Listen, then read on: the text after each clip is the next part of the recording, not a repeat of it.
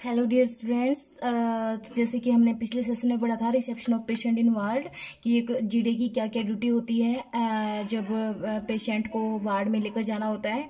तो इसमें हमने पढ़ा था कि जो जीडीए है वो introduce our self and greet the patients. तो बहुत ही एक फ्रेंडली बिहेव से पेशेंट के साथ पेश आएगा, बहुत ही अच्छा बिहेव रखेगा पेशेंट के साथ। और first impression is likely to be vivid and is not easily erased. जो उसका फर्स्ट इंप्रेशन होता है वो लास्ट इंप्रेशन होता है, और अगर उसने फर्स्ट इंप्रेशन में कोई भी मिस्टेक कर दी है तो वो आखिरी टाइम तक जो है डिलीट नहीं हो सकती। नेक्स्ट है in emergency condition no time must be lost to initiate the treatment. इनकी इमरजेंसी कंडीशन में कैसे जो है जीडीए ट्रीटमेंट करने में हेल्पफुल रहेगा। एक critically ill patient must be put to bed immediately. ये पेशेंट जो क्रिटिकली पेशेंट होगा उसको इमीडिएटली जो है बेड पर लेके जाएगा। Who is not very ill can be taken for a round. जो वेरी इल नहीं है उसको राउंड के लिए वार्ड में उसको अलाउ कर देगा कि वो राउंड लगा सकता है।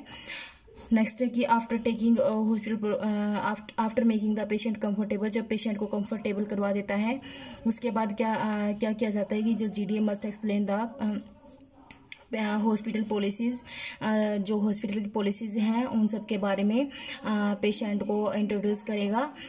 नेक्स्ट है कि inform the patient about time for meals, doctor visit, prayer service if any. तो पेशेंट को क्या बताएगा कि उसको किस टाइम खाना खाना है, किस टाइम डॉक्टर की विजिट होएगी। क्योंकि कई बार पेशेंट ऐसे होते हैं ना कि उनको थोड़ा सा अंदर घबराहट होने लगती है और वो ये सोचते हैं कि चलो हम बाहर जाके वॉकिंग कर लेते हैं। तो और डॉक्टर राउंड पर आता है तो उसकी कंडीशन देखे बिना ही वो चला जाता है। तो ऐसे में पेशेंट को हम इन्फॉर्म कर देंगे कि इस टाइम जो है डॉक्टर की विजिटिंग का टाइम है और आपने इस टाइम जो है अपने बेड पर ही रहना है। नेक्स्ट है कि रिलेटिव में permitted to stay in the hospital. जो उसके रिलेटिव्स हैं उनको हॉस्पिटल में स्टे करने के लिए बोलेंगे जब तक कि पेशेंट जो है कंफर्टेबली सेटल नहीं हो जाता। The GDA must explain to patient about the type of the diet to be taken at the time when the food can be brought to the hospital। और GDA एक्सप्लेन करेगा patient की diet के बारे में कि किस time उसको कौन सा फूड लेना है, क्या करना है। नेक्स्ट है कि प्रिलिमिनरी ऑब्जर्वेशन ऑफ पेशेंट। तो पेशेंट को कैसे ऑब्जर्व करेंगे। The first few moment of A GDA contact with a patient will acquaint her him with the patients health conditions. तो कुछ टाइम जो है जीडीए पेशेंट के पास लगाएगा, उसके रिलेटिव के पास लगाएगा, उससे पेशेंट की कंडीशन के बारे में पूछेगा कि इसकी क्या कंडीशन चल रही है।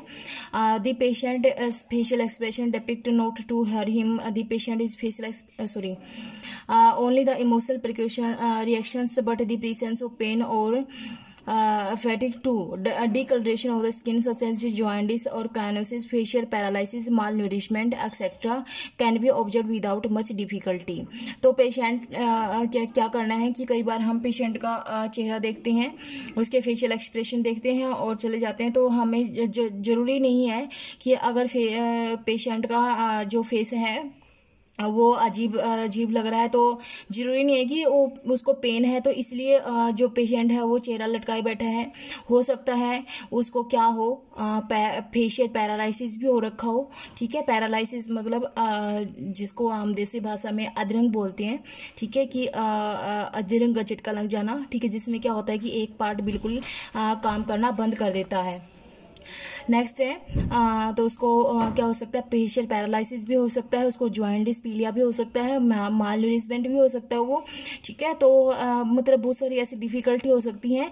तो हमें सिर्फ फेशियल एक्सप्रेशन से ही उसका अंदाज़ा नहीं लगाना बल्कि पेशेंट की कंडीशन के बारे में फुल जानकारी हमें कलेक्ट करनी है। नेक्स्ट है helping patient to occupy bed. जब पेशेंट ऑक्यूपाई बेड पर होता है तो हम उसकी क्या हेल्प कर सकते हैं। A close bed need to be converted into an open bed on the admission of a new patient. जब कोई भी पेशेंट आता है तो उस क्लोज बेड पर प्रोवाइड किया जाता है, लेकिन जब उसका एडमिशन होता है तो क्लोज बेड किस में कन्वर्ट हो जाता है, ओपन बेड में कन्वर्ट हो जाता है। The patient brought in by a trolley must be transferred to the bed with assistance. जब पेशेंट को हमने शिफ्ट करना है बेड पर, तो हम उसको ट्रॉली की सहायता से बेड पर लेकर जाएंगे और किसी असिस्टेंस के साथ लेकर जाएंगे। ये नहीं कि अकेले ही उसको पकड़ा और हम चल पड़े, तो ऐसा नहीं है। तो हम किसी असिस्टेंस को बुलाएंगे और पेशेंट को बेड तक पहुंचाने में मदद करेंगे। Her his temperature, pulse and respiration are recorded. तो उसका जो टेम्परेचर है, पल्स है, रेस्पिरेशन है, वो सब रिकॉर्ड करेंगे। At the time of admission, admission के टाइम पर, एंड लेटर, ठीक है, एडमिशन के जस्ट बाद हम पेशेंट की सारी वाइटल साइन चेक करेंगे और उसके बाद हम रेगुलर इंटरवल पर तो हमें करने ही होते हैं। The GDA must follow the doctors guidance and instructions. जो जीडीए है वो डॉक्टर के द्वारा जितने भी गाइडेंस दी गई है उनको फॉलो करेगा। which are to be followed immediately, और उनको इमीडिएटली फॉलो करेगा। Record the in patient chart, date and time of admission of the patient, condition of the patient and the observation made. हमने patient का क्या क्या observe किया है, उसके वाइटल साइन क्या क्या थे, हम उसकी रिकॉर्ड और रिपोर्ट सब कुछ जो है इन पेशेंट चार्ट है, सब चीज़ें उसमें जो है हमने मेंटेन करके रखनी है। नेक्स्ट है how to reduce call light frequency. अब कॉल लाइट फ्रीक्वेंसी क्या होती है कि कॉल लाइट यानी जब भी पेशेंट वार्ड में होता है तो जो भी NABS हॉस्पिटल होते हैं या जो भी स्टैंडर्डाइज्ड हॉस्पिटल होते हैं ना, वहाँ पर कॉल बेल का सिस्टम होता है। यानी पेशेंट के पास है ना एक बटन होता है, अगर उस बटन को प्रेस करेगा तो नर्सिंग स्टेशन पर कॉल जाएगी कि इतने नंबर पर जो है पेशेंट आपको बुला रहा है। तो ऐसे में क्या होता है कि कुछ पेशेंट इसका नाजायज़ फ़ायदा उठा लेते हैं, क्योंकि वो उनके साथ रिलेटिव होते हुए भी मतलब वो जीडीए को परेशान करते हैं या स्टाफ नर्स को परेशान करते हैं। तो ऐसे में है ना मतलब ऐसी कॉल लाइट फ्रीक्वेंसी को हम कैसे रिड्यूस कर सकते हैं। तो सबसे पहले तो देखना है हमें कि पेशेंट कब कब बुलाता है। तो 3 जो है पॉइंट हैं जिन पर पेशेंट का बुलाना भी ज़रूरी है और हमें जाना भी ज़रूरी है। रिपोर्ट पेन और रिक्वेस्ट फॉर मेडिकेशंस। अगर पेशेंट को पेन हो रहा है, दर्द हो रहा है और वो मेडिकेशन लेना चाहता है, मेडिकेशन के लिए रिक्वेस्ट कर रहा है, तो वो कॉल बेल कर सकता है। आगे है रिपोर्ट अनयूजुअल मॉनिटर नॉइसेस।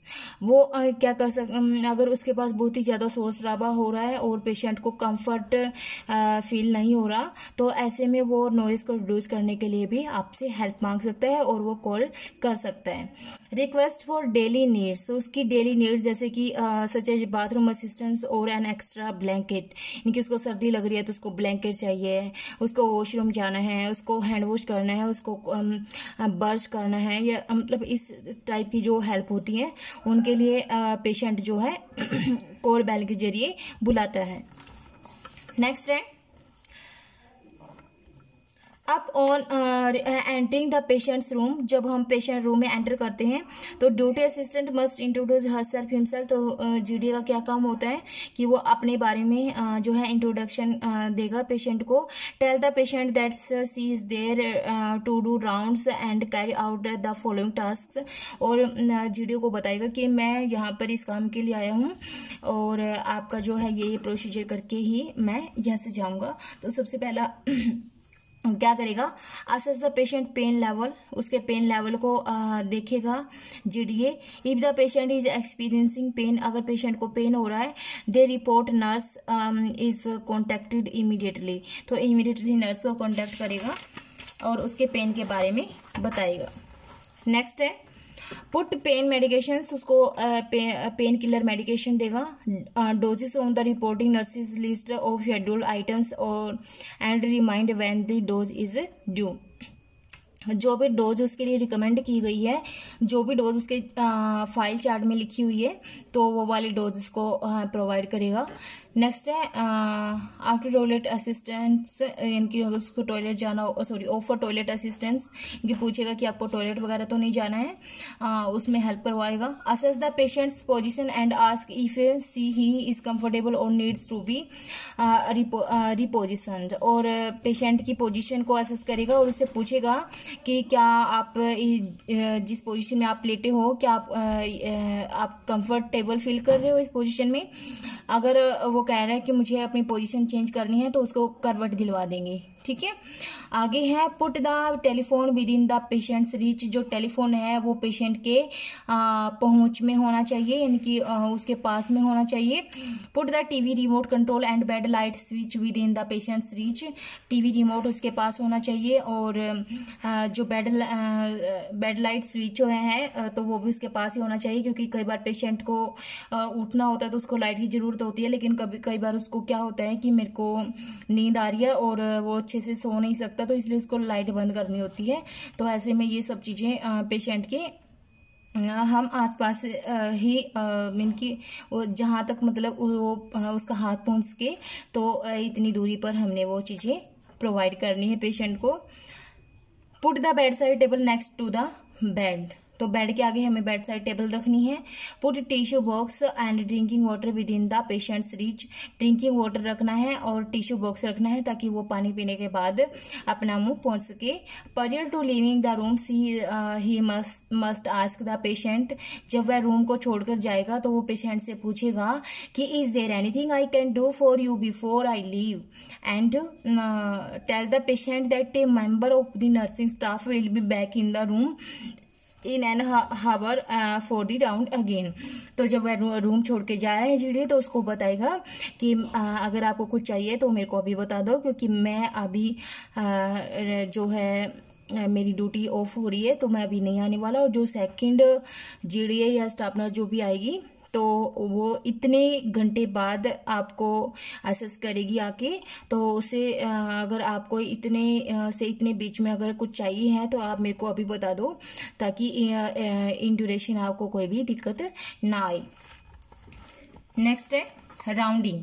अब जो है राउंड करना होता है हर एक पेशेंट का, ठीक है। तो राउंडिंग में क्या होता है, rounding not only fulfilled unusual request made via call light but also demonstrate a nurse availability to the patient and her is readiness to meet the patient's need. यानी कि राउंड सिर्फ हमें इसलिए नहीं करना कि पेशेंट रिक्वेस्ट कर रहे हैं और हमें उसकी ज़रूरत पूरी करनी है, उसको सपोर्ट करना है, सिर्फ इसीलिए हम राउंड नहीं करते, बल्कि हमें डेमोन्स्ट्रेट के लिए भी राउंड करना होता है। और यानी कि पेशेंट को कुछ चाहिए है या पेशेंट की क्या क्या नीड है, उसकी मेडिकेशन करनी है, उसको ड्रिप लगानी है, ठीक है। तो एक्सेट्रा चीज़ों के लिए भी हमें खुद जाकर भी जो है राउंड पेशेंट का करना है।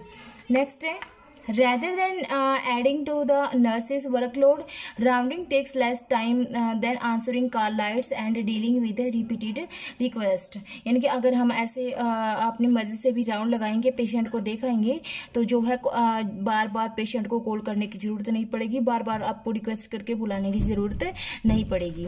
तो डियर स्टूडेंट्स, ये था हमारा टॉपिक, यहाँ पर ख़त्म होता है।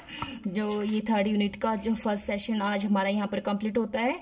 आई होप आपको समझ आ गया होगा। If any query you can ask me and solve your problem. Okay guys, thank you and have a nice day.